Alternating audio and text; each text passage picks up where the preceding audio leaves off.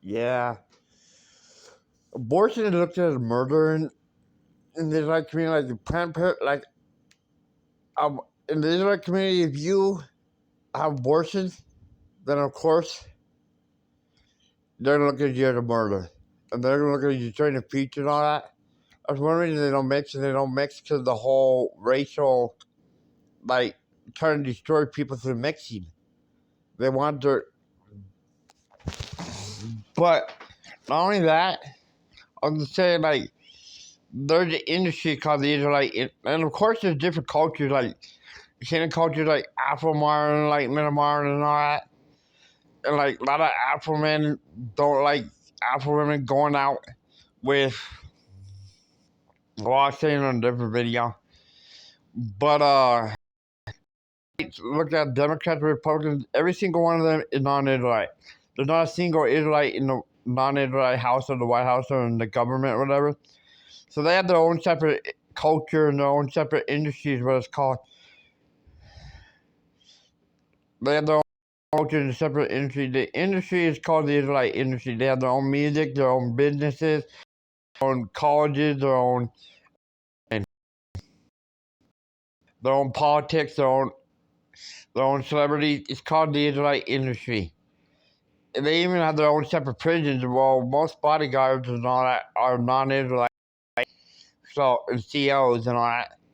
Like I've not seen an Israelite teacher, Israelite soldier, Israelite security guard, Israelite cop, Israelite politician in the White House or in the main government. Maybe in the Israelite community they have their own politicians, but Israelites have their own separate industry worldwide since Sephardic days. When the Sephardic Empire started this, don't want to be leaders, keep them out of the military, don't stop them in your colleges, don't give them 40 hours work. So they came up with their own separate culture. But like I was saying, there's different cultures. Like Afro men, they don't like the Afro modern cultures, but they have their own separate unity and all that. But the Israelite industry, their own music, their own athletes, their own sports and all that, like they're taught if you're rich and famous and you got a chance, how about the Israelite community first? Get people in, even their own religious leaders. Israelite communities, they have a lot of, in Northern Israelites, which are considered European and Canada, they have their community that you have to have respect in, you have to be part Israelite. They have a lot of guns. The cops can't come in or they get beat up if you don't have respect. You can get killed there. They have a lot of businesses. They somewhere in their business section, the town, they have a lot of shacks where people smoke.